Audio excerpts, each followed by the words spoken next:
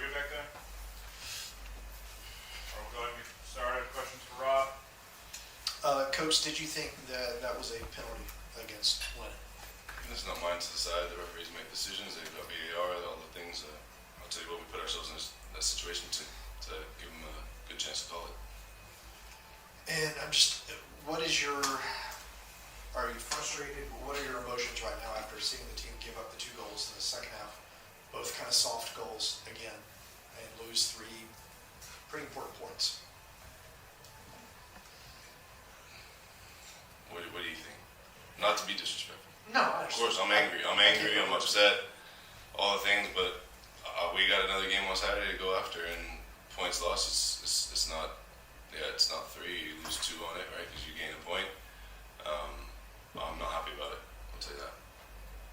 How do you fix it before Saturday? I mean, that's a good question. Because the last game we looked at some things to fix, and then you go to this one, so it's just something different.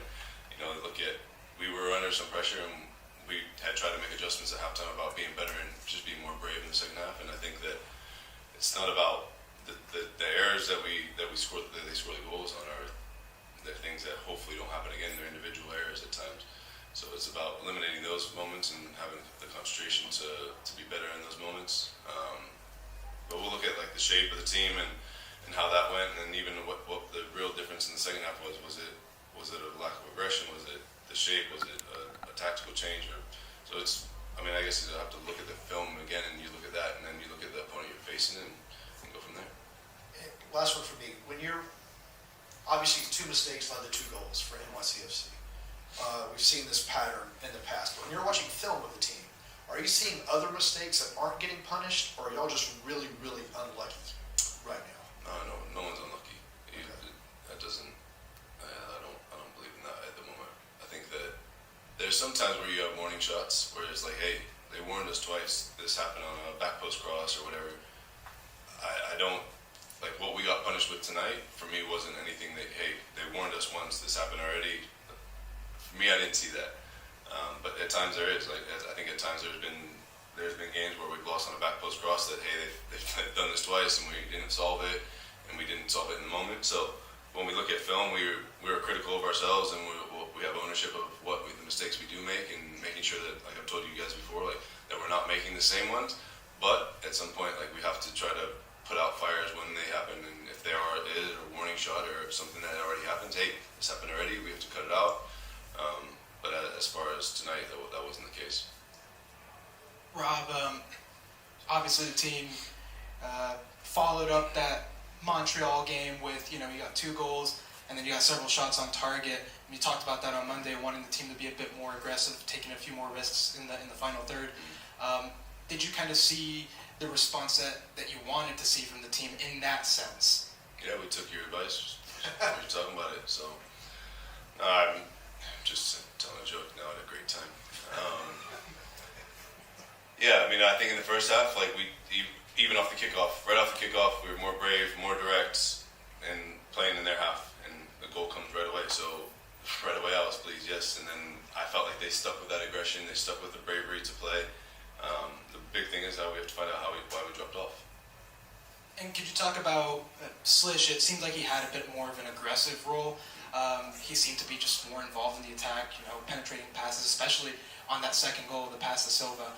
Could you talk a little bit about, what he brought to the team today? Yeah, I mean, the way we looked at the midfield, we thought on that right side, at times, especially with the attributes of those players, it would be a little bit more direct, a little bit more vertical, and we thought with his attribute, he's an interesting player. The fact that like he can play as a deeper midfielder, as a 6, he can play as an 8, and he gets himself in these advanced areas where maybe you don't think that's what he's like the type of player he's built for, but he actually does a really good job of finding the pass. He can play in spaces that are higher up. He can hit crosses from there that can be very dangerous. So yeah, I thought the shape of the team and where he would fit in there was a good spot for him. And yeah, I mean, like he did a good job. And then I know he's going to be critical of himself, but we make mistakes and we have to move forward and not dwell on those mistakes. He's a great kid who works really hard, and I think it's unfortunate that he does make that mistake in the second half. Sure. Hey, Coach, I know, especially after halftime, you said you made the changes and you taking yourself out from under the pressure. It seemed like you guys were still able to kind of control where NYC was able to do things even when they had the ball. How was that change kind of accomplished where you were still able to control the game even without the ball? Yeah, I mean, that was part of the structure of the team of what we talked about, where we thought they might hurt us in certain areas, and then, okay, they can put a pass here, but we have to have this type of pressure, this type of cover without going into all the different tactical things. And in the first half, they still had, like, they're a good team, and they keep possession really well, and they can create. So we were aware of those things, and there was times where they started to hurt us, and we tried to make a shift in the first half, and then in the second half we said, you know, what do you guys see and what are causing you guys actual issues? So to address some of those, and I thought we, you know, like I said to them in there, like, we bent a little bit, we didn't break, and then unfortunately we gave them the first bit that gives them some momentum. So we were under some pressure, there's no doubt about that, but I felt like, and still in some ways, like, they weren't going anywhere, they were going around us and not really through us. What the formation switch? What's that? The formation switch, the back four? What about it? Was that just personnel at hand or? Yeah, a little bit of personnel at hand. I told you guys before, I always look at each game and what can be more dangerous. You know, we thought back four would be good for this game, and the way the midfield was set up and the rest of the team, we thought it would be a good option for where we could cause problems. It, you know, well, that we'll look at the next one and see if that's something we continue with, personnel that comes into the team and all that. Anything else for Rob? Thanks, Coach.